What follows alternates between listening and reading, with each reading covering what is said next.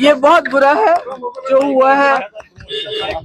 عوامی action committee ہو یا اتحاد المسلمین ہو, یہ اچھی بات نہیں ہے. آپ سب لوگ جانتے ہیں جو میروائز عمر فاروق صاحب ہیں وہ خود وکٹم ہیں. ان کے والد شہید مولوی فاروق صاحب, انہوں نے یہ پارٹی بنائی ہوئی ہے اور انہوں نے شہادت بھی دی ہے. اور اسی طرح جو مسرور انصاری صاحب ہیں, یہ ساری ایک سوشو پولیٹیکل آرگنائزیشنز ہیں. تو مجھے ایک چیز سمجھ نہیں آتی کہ ایک طرف سے گورنمنٹ آف انڈیا یہ سمجھتی ہے عمر فاروق صاحب کی نزاکت کو, اور جس کی وجہ سے انہوں نے ان کو Z+ کیٹیگری کی سیکورٹی دی ہے ایک طرف سے, دوسری طرف سے ان کی پارٹی کو بین کرتی ہے. یہ بات میری سمجھ سے کوسوں دور ہے کہ آخر یہ جو مسکولر پالیسی ہے یہ کب تک چلائیں گے.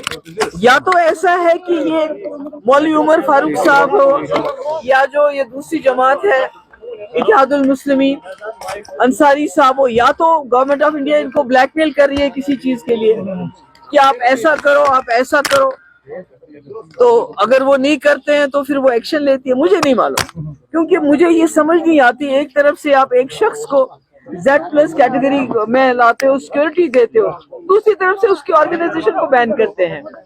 تو میں سمجھتی ہوں, میرا یہ خیال ہے کہ یہ نہیں ہونا چاہیے. آپ نے بہت مسکولر پالیسی اختیار کی, اب کہیں نہ کہیں لوگوں کو ہیلنگ ٹچ کی ضرورت ہے, نرمی کی ضرورت ہے.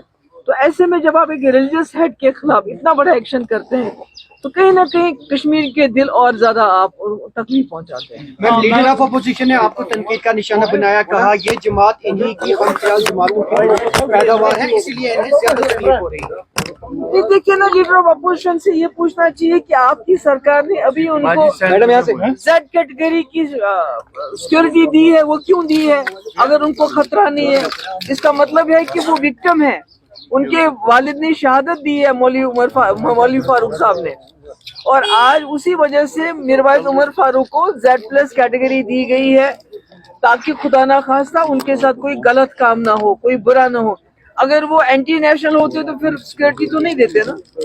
میم ایموشنل ہوئی آپ, کیا وجہ ہے کہ آپ ایموشنل ہوئے؟ آپ کو نہیں دیکھیے, نہیں ایموشنل کی بات نہیں ہے. میں سمجھتی ہوں کہ جو اس وقت جموں کشمیر میں ہو رہا ہے, مطلب کہ آپ ایک رہنما جس کے والد نے قربانی دی, اتنی بڑی قربانی دی ہے, آپ اس کی پارٹی کو بین کرتے ہو کس وجہ سے؟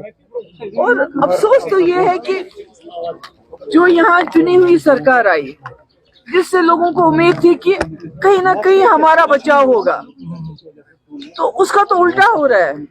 اگر اس سے پہلے بی جے پی نے جماعت اسلامی کو بین کیا, ہم کو سوچتے تھے گورنر رول ہے, کیا کریں گے, آواز اٹھا سکتے ہیں, مگر آج عوامی راج کے ہوتے ہوئے اتنی زیادتی ہو رہی ہے اور جو رولنگ پارٹی ہے وہ ہاتھ پہ ہاتھ دھرے بیٹھی ہوئی ہے, کچھ بھی نہیں کہہ رہی ہے, کچھ بھی نہیں کر رہی ہے. تو اس سے مجھے لگتا ہے کہ اور زیادہ جو ہے یہ معاملہ اور زیادہ سنجیدہ ہوتا جا رہا ہے, اور کہیں نہ کہیں اس قسم کے ایکشن جو پہلے ہمیں لگتے تھے اب نارمل ہے, غلط ہے, آج کہیں نہ کہیں جو رولنگ پارٹی کی خاموشی کی وجہ سے, چپی کی وجہ سے لگتا ہے یہ تو نارمل ہے, یہ تو سب ٹھیک ہے.